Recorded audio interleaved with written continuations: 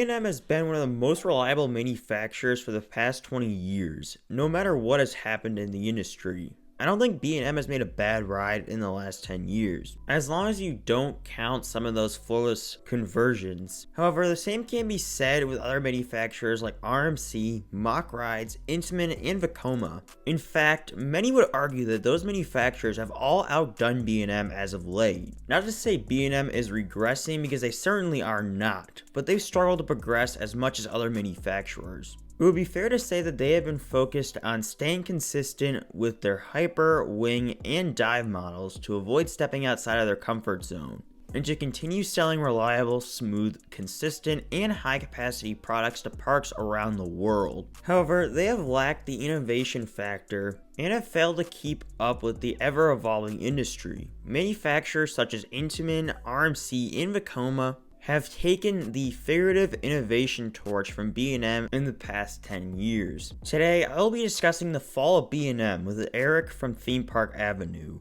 This is actually part 2 of a 2-part collaboration, as part 1 is on Eric's channel. In that video, we discussed some of B&M's best traits and what they do better than other manufacturers. You could really look at these videos as the pros and cons of B&M. Before we get into the video, make sure to give this video a like to help us out against the YouTube algorithm, and subscribe for more awesome videos like this coming very soon. And make sure to subscribe to Theme Park Avenue as well, and don't forget to check out part 1 at some point. You can find that video by clicking the link in the description or in the iCard above. That said, let's talk about how B&M has fallen behind in the amusement industry. B&M has been the old reliable of the coaster industry, figuratively and literally. B&M is very good at creating reliable attractions that don't have a lot of downtime. They're also good at making sure all the rides provide a pretty solid ride experience, as there are not many bad rides made from B&M. However, B&M sort of lacks that out-of-the-box thinking that other manufacturers and designers seem to have.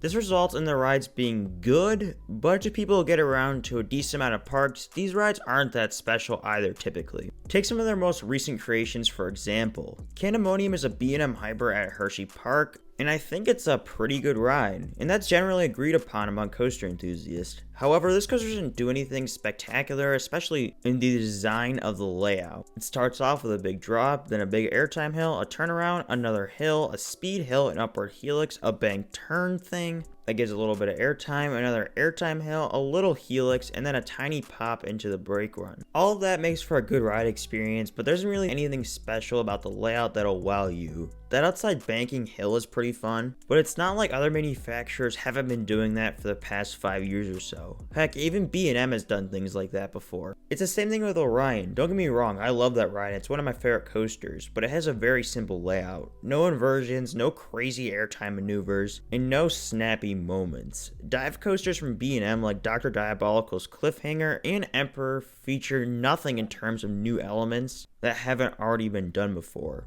That's where manufacturers like Intamin, RMC, Mach, and Vekoma bring in their new rides. And when you look at their rides, they always seem to be trying to invent new elements or take old ones and put them at a high speed or something else to make them feel different than other coasters. For example, when was the last time you saw this on a B&M? Or this? Or anything like the elements on this. The point being is that B&M is starting to fall behind in the innovation game, so let's take a look at what some other manufacturers have done to outduel them. We'll begin with Intamin. Compared to B&M, Intamin has been pushing a lot harder to make world-class attractions in recent years. Just last year, Intamin made Conda, Velocicoaster, and Big Dipper. 2 of those are considered world-class, and the other was quite an innovation.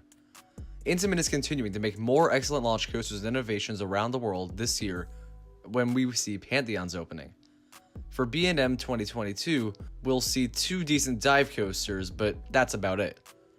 This shows that B&M is not creating rides of the same caliber as Fury, while Intamin continues to blow riders away around the world and improve upon its previous rides.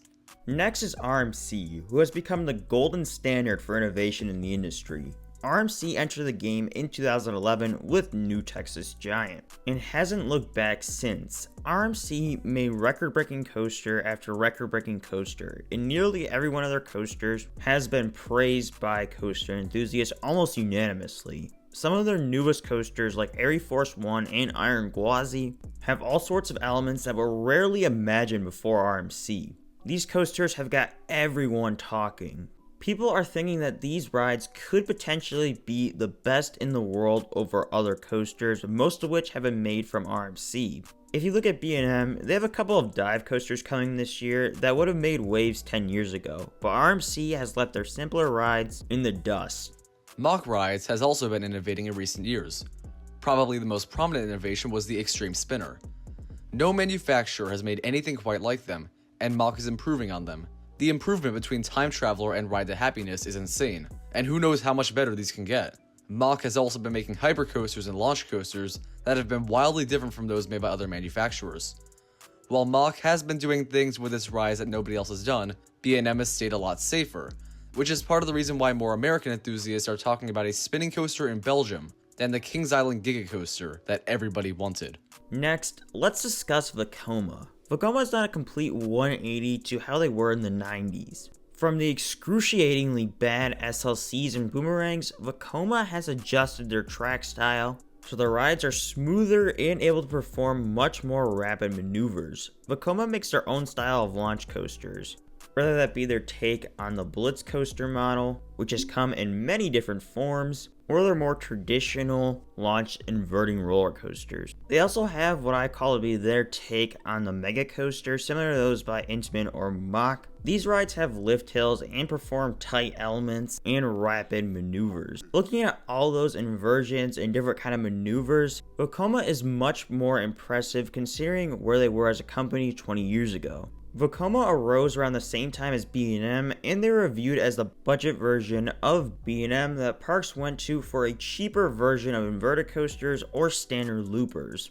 These days, American coaster enthusiasts are more eager to see which park will get the first true new Vekoma coaster than they are for the next park to get a B&M. This is due to the fact that they have just become more interesting and innovative than B&M is nowadays. This also might be due to people wanting what they don't have, but I'm sure most international enthusiasts and Americans who have been able to travel overseas to get on these rides would agree that these new Vekomas are more exciting than B&Ms. After looking around the industry, it is clear that B&M has been playing it safe, and they haven't come up with anything impressive and new. B&M hasn't been innovative in a while and are lacking new ideas. Mach, Vekoma, Intamin, and RMC have shown consistent creativity in the last decade, while B&M has still provided a consistent product. However, that isn't necessarily a bad thing. Other manufacturers have had to innovate because B&M set a standard for basic models like hypers, looping coasters, wing coasters, and dive coasters. The good news for B&M is that they still do capacity better than anyone else, and their rides almost always seem to guarantee to be popular among guests.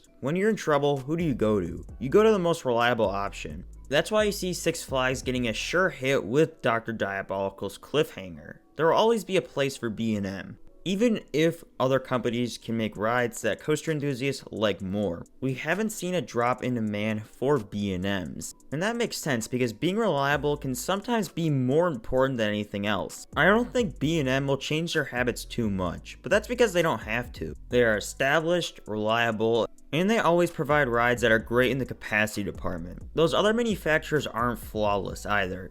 Intamin has had some disastrous roller coasters that have had tons of downtime, and RMC has also had issues with capacity on some of their rides as well. So there's still some reason for parks to choose B&Ms over Intamins and RMCs. Vekoma and Mach just don't provide some of the gimmicks that B&M can provide with their coasters as well. So that's another reason for parks to look towards B&M. I definitely think this is a two-sided coin. This video showcases more of the negative side of the coin, but in part 1 we discuss a lot more of the positives of B&M. So make sure to go check that out over on Eric's channel. I'd like to thank Eric for collaborating with me, and make sure to subscribe to his channel.